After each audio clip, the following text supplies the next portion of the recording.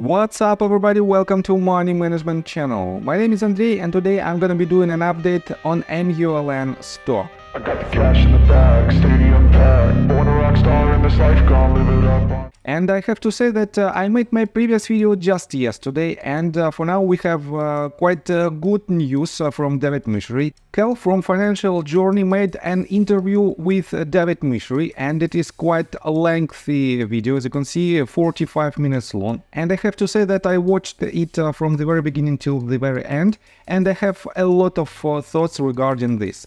So, before we start with the interview itself, let me show you that this asset is at the range of support at roughly 10.67 cents. And so far it is hovering above this range, but in my opinion next week this range of support will be broken and Mullen Automotive will establish its new all-time low.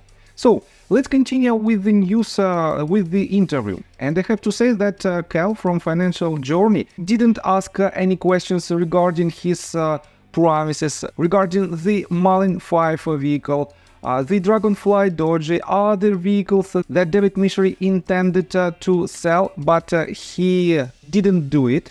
And I have to say that David Misery is quite a clever person overall. He can ensure his shareholders and basically broader audience that he works hard and he will deliver a lot of value to the shareholders of his company.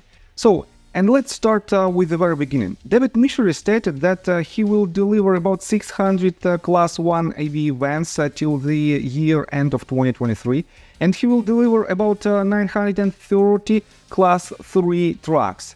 And next year, Mullen Automotive will produce 11,000 vehicles, 11,000 Class 1 EV vans.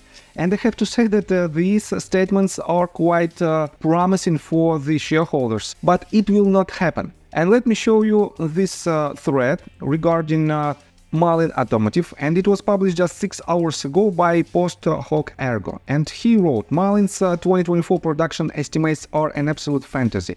11,000 Class 1s.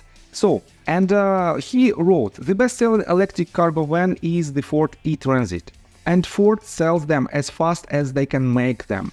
They have 60% market share in 2022. The first full year of production, Ford made 6.5 thousand e-Transits. You really think Mullens, with their $235 million in cash, will be able to double the production of Ford Motor Company? That's living in freaking fantasy land. And I have to say that Post Hoc Ergo also stated that there is no demand for this type of Class 1 vans because it is more lucrative to buy the Class 2 EV vans that costs about $10,000 more, but they have double of payload and triple of cargo volume. And definitely this is a very good deal, and that is why probably there is no so much demand on Class 1 vans. On top of that, just ask yourself, why in the world ELMS didn't sell any vehicles, any Class 1 vans, and they filed a bankruptcy? Probably Post Hoc Ergo is right, and there is no demand for this type of vans. So, another statement that David Misery said in his interview, he is working very hard and he is in this business for 14 years because he created this company 14 years ago. And guys, again, ask yourself, for 14 years, can you find another company that couldn't sell any vehicles for 14 years? You will not find them. And that is why it is another misleading statement. On top of that, Cal didn't ask any questions about David Misery's previous promises. He didn't ask any questions about their solid-state battery pack. He didn't ask about S&P 500 partnership. He didn't ask about the delivery of a Class 2 van that David Misery promised to do back in November of 2022. Why in the world we don't have any answers on these questions? It doesn't make sense. But instead of this, Cal asked David about the dilution, and David Misery made a quite tricky answer because he stated that there is no more toxic lenders in the list of warranties, and on top of that he said that they have enough money to operate for at least 2 years. but he didn't mention that the dilution is stopped. He just said that they have enough money to operate, and he also stated that they have enough money to start the production with the fraction of the capitals that any other auto manufacturer can do. And it is another quite interesting situation. Why in the world other major manufacturers should spend a lot of money to capital expenditures, and one small company can do the same without any money at all? It is another misleading statement.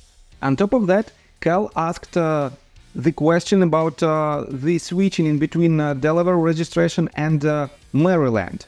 And David said that the main idea is to preserve their capitals, and he stated that there is no franchise tax in Maryland, and that is why he is switching to another state. But let me show you this. He's 100% correct that there is no franchise tax in Maryland, but Delaware has this tax.